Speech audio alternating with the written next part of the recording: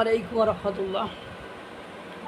আমি তো আছি মহা দুঃখে, তুমি কেন থাকবা সুখে। পাকিস্তান এই নীতিতেই বিশ্বাস করে। ওরা আছে দুঃখে, বেদনায়, কষ্টে, অর্থ কষ্টে, রাজনীতির কষ্টে, সাংস্কৃতিক কষ্টে, বেদনায়, গোলামিতে দান খয়রাত করে চলছে।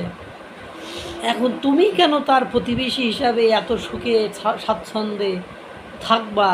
তুমি কেন অর্থনীতিতে এগিয়ে যাবা? তুমি কেন সামরিক বাহিনীতে এগিয়ে যাবা? তুমি কেন রাজনীতিতে এগিয়ে যাবা?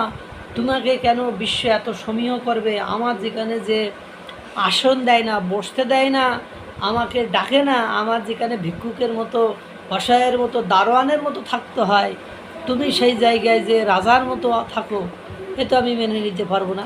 হ্যাঁ, তাহলে কি করতে হবে? যে আমার দেশে যে অস্থিরতা, তোমার দেশে সেই অস্থিরতা ঢুকাইতে হইব।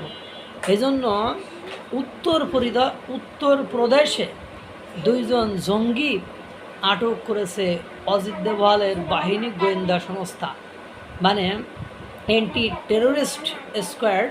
তারা ওদেরকে আটক করেছে।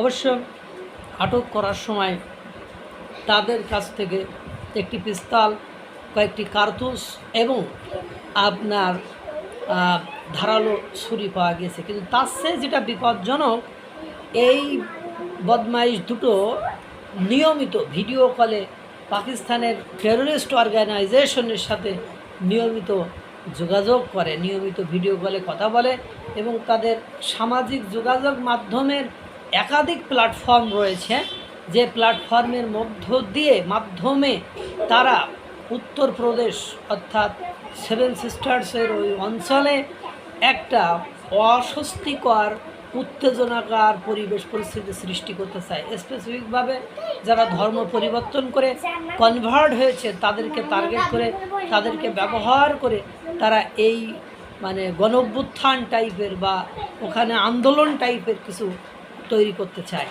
কিন্তু অজিত দোভালের গোয়েন্দা সংস্থা এত বেশি অভ্যন্তরীণ যারা রয়েছে, তারা এত বেশি শক্তিশালী, এত বেশি সক্রিয়ভাবে আন্তরিকতার সাথে কাজ করে, সেটা তারা কোনোভাবে করতে সক্ষম হয় না। আপনারা জানেন, ওদের লক্ষ্য এবং উদ্দেশ্য হলো ভারতকে যে কোনো পলিসিতে অশান্ত করতে হবে। যখন ভারতের জনগণ দিয়ে তাদেরকে অশান্ত করা যাবে, তখন তারা বড়সড় সেই অশান্ত পরিবেশের মধ্যে হামলা চালিয়ে ভারতকে একটি অস্বস্তিকর পরিস্থিতির ভেতরে ফেলবে। কিন্তু আসিফ মনিরদের সেই আশা আকাঙ্ক্ষা পূরণ হতে দেয়নি অজিত দোভালের গোয়েন্দা সংস্থা। তাদেরকে ধরে ফেলেছে এবং তাদের সেই ব্যবহৃত সামাজিক যোগাযোগ মাধ্যমটি, যেটি এখন সবচেয়ে বেশি টেররিস্ট কর্মকাণ্ডে ব্যবহার হয়, সামাজিক যোগাযোগ মাধ্যম, টেলিগ্রাম থেকে শুরু করে, হোয়াটসঅ্যাপ থেকে শুরু করে, ইউটিউব থেকে শুরু করে সব সেক্টর ঘাটাঘাটি করছে। তাদেরকে হেফাজতে নেওয়া হয়েছে বা আটক করা হয়েছে।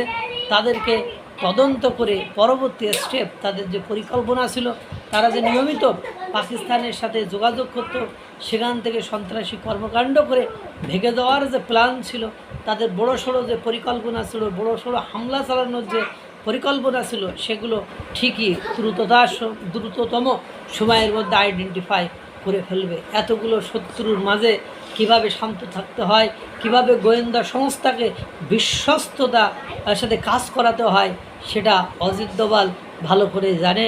আসিফ মনির তোমার মতো নয় যে তোমার বাহিনী তোমার পেছনেই বাস দিয়ে ঘুরে বেড়ায়। তুমি চেষ্টা করলেও পারবা না, আর যতটুকু পারবা তার জন্য অনেক বেশি খেসারত তোমাদেরকে দিতে হবে। আল্লাহ তাআলা সকলকে ভালো রাখুক, সুস্থ রাখুক। আসসালামু আলাইকুম ওয়া রাহমাতুল্লাহ।